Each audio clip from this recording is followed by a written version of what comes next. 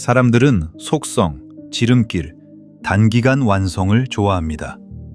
3개월 만에 10억 벌기, 한 달 만에 몸짱 되기 같은 제목에 우리는 마음이 끌립니다. 왜 그럴까요? 우리의 마음속 깊은 곳에 조급함이 있기 때문입니다. 이대로 가만히 있다가는 도태될 거야. 하나님이 도와주시는 건 알겠는데 너무 느려. 이번엔 내가 좀 손을 써야겠어. 우리는 기도도 열심히 하지만 그 기도의 응답이 지연될 때 참지 못합니다. 그래서 우리는 하나님을 신뢰하는 대신 하나님을 도와드리기로 결정합니다. 내 방식, 내 계획, 내 타이밍으로 말이죠. 오늘 본문의 사레와 아브람이 딱 그런 상황이었습니다. 하나님의 약속은 있는데 현실은 감감무소식인 상황. 그 답답함 속에서 그들이 선택한 방법이 무엇이었는지, 그리고 그 결과가 무엇인지 오늘 말씀을 통해 함께 보길 원합니다. 본문의 배경을 봅시다. 1절은 아주 차갑게 시작합니다. 아브람의 아내 사레는 출산하지 못하였고, 이때는 아브람이 하란을 떠나 가나안에 들어온 지 10년이 지난 시점입니다. 1년, 2년도 아니고 무려 10년입니다. 하나님은 자녀를 주겠다고 약속하셨지만 사레의 몸은 늙어가고 생물학적 가능성은 사라져갑니다. 이때 사레가 묘안을 냅니다. 여호와께서 내 출산을 허락하지 아니하셨으니 원하건대 내 여종에게 들어가라. 내가 혹 그로 말미암아 자녀를 얻을까 하노라. 여러분, 사레를 믿음 없는 여인이라고 비난하기 전에 당시 문화를 이해해야 합니다. 고대 근동의 법에 따르면 아내가 불임일 경우 여종을 통해 대림으로 자녀를 낳아 가문을 잇는 것은 아주 합법적이고 상식적인 관습이었습니다. 죄가 아니었습니다. 사례는 지금 가장 현실적이고 가장 합리적이고 가장 빠른 해결책을 남편에게 제안한 것입니다. 아브람도 이를 듣고 동의합니다. 왜냐하면 인간적으로 볼 때 이것이 유일한 탈출구처럼 보였기 때문입니다. 하지만 성경은 이 사건을 어떻게 다루고 있을까요? 아브람이 사레의 말을 듣는 장면은 마치 창세기 3장에서 아담이 하와가 주는 선악과를 받아먹는 장면을 연상케 합니다.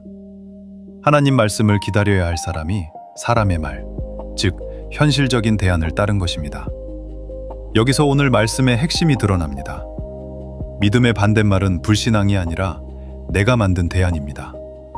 사레는 이렇게 생각했을 겁니다.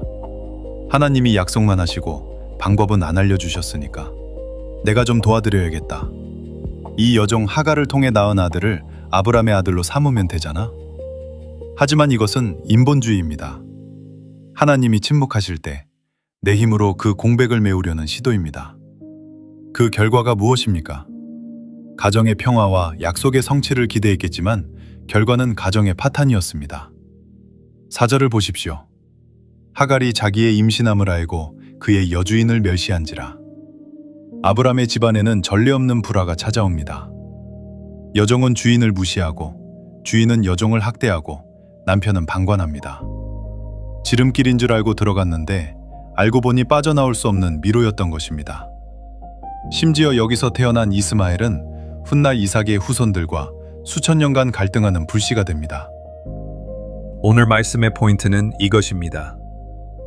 하나님의 때를 기다리지 못하고 내가 만든 지름길은 결국 나를 찌르는 가시가 된다.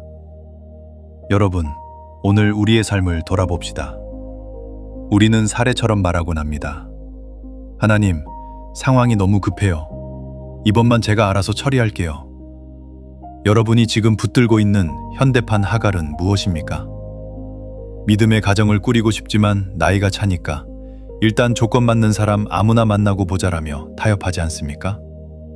정직하게 버는 게 너무 느려 보이니까 남들 다 하는 편법인데 뭐 어때? 라며 위험한 투기나 불법적인 방법에 손대지 않습니까? 하나님의 인도하심을 구하기보다 세상이 말하는 스펙과 인맥을 잡으려고 애쓰지 않습니까? 기억하십시오. 우리가 불안해서 선택한 그 차선책이 당장은 문제를 해결해 주는 것처럼 보입니다. 하갈은 실제로 임신을 했습니다. 성과가 나왔습니다. 하지만 하나님이 허락하지 않은 성과는 결국 내 영혼을 갉아먹는 독이 됩니다. 그것 때문에 관계가 깨지고 마음의 평안을 잃고 더 큰 갈등 속으로 들어가게 됩니다. 말씀을 맺겠습니다. 결국 하갈은 학대를 견디다 못해 도망칩니다. 인간의 계획은 이렇게 처참하게 실패했습니다. 그런데 놀라운 반전이 있습니다. 실패한 그 현장, 광야로 도망친 하갈에게 하나님이 찾아오십니다. 그리고 하갈은 하나님을 이렇게 고백합니다. 나를 살피시는 하나님, 이것이 우리의 소망입니다. 우리는 조급해서 실수합니다. 우리는 불안해서 내 맘대로 일을 저지릅니다. 그래서 삶이 엉망진창이 되기도 합니다. 하지만 하나님은 그런 우리를 버리지 않으시고 보고 계십니다. 오늘 혹시 내 생각대로 일을 처리하다가 꼬여버린 분이 계십니까?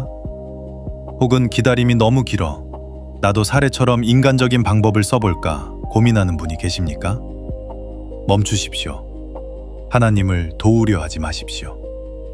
하나님은 우리의 도움이 필요한 분이 아니라 우리의 신뢰를 원하시는 분입니다.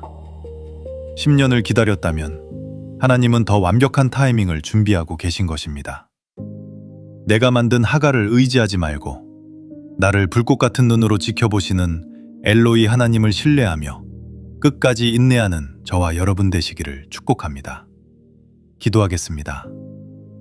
하나님, 우리는 너무나 연약하여 하나님의 침묵을 견디지 못할 때가 많습니다. 불안함 때문에 내 손으로 문제를 해결하려다 오히려 더 큰 아픔을 만들었음을 고백합니다. 하나님보다 앞서가지 않게 하옵소서. 내 꾀와 내 방법을 내려놓고 나를 살피시는 엘로이 하나님만 바라보며 잠잠히 기다리는 믿음을 주시옵소서. 우리의 실수를 덮으시고 합력하여 선을 이루시는 예수님의 이름으로 기도드립니다. 아멘.